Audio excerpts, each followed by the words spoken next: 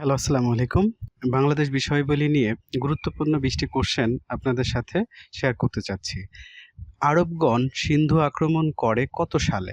৭১২ সালে। কোন মুসলিম সেনাপতি সিন্ধু বিজয় করেন? মুহাম্মদ বিন কাসিম। মুহাম্মদ বিন কাসিম কে ছিলেন? একজন উমাইয়া সেনাপতি ও মুসলিম বিজেতা ছিলেন।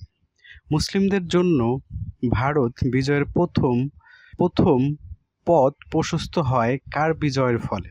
মুহাম্মদ বিন কাসিমের সিন্ধু বিজয়ের ফলে। আরবদের আক্রমণের সময় সিন্ধু দেশের রাজা ছিলেন দাহির। মুহাম্মদ বিন কাসিম সর্বপ্রথম সিন্ধুর কোন শহরে উপস্থিত হন? দেবল। উমাইয়া খলিফার পতন ঘটে ৭৫০ সালে। সুলতান মাহমুদ জন্মগ্রহণ করে ৯৭১ সালের নভেম্বরের বর্তমান আফগানিস্তানের গজানি শহরে।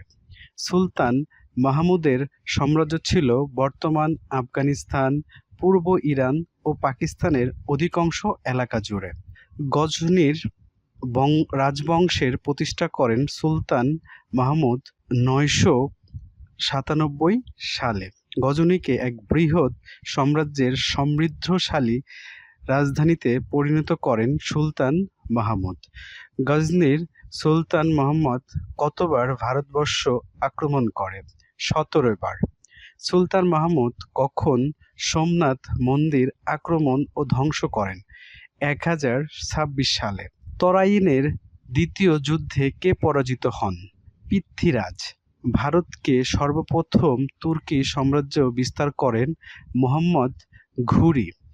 তরাইনের যুদ্ধ সংঘটিত হয় কোথায়?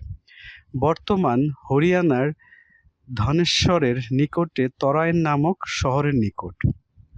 তরাইনের যুদ্ধ সংঘটিত হয় কবে?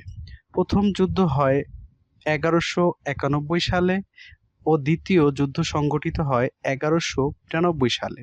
তরাইনের যুদ্ধে কাদের মধ্যে সংঘটিত হয়েছিল?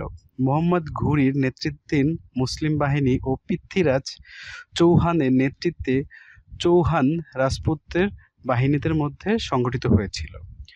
সুলতানের রাজত্বকালে হযরত শাহজালাল রাদিয়াল্লাহু তাআলা সিলেটে ধর্ম প্রচারের জন্য আগমন করে শামসুদ্দীন ফিরোজ শাহ।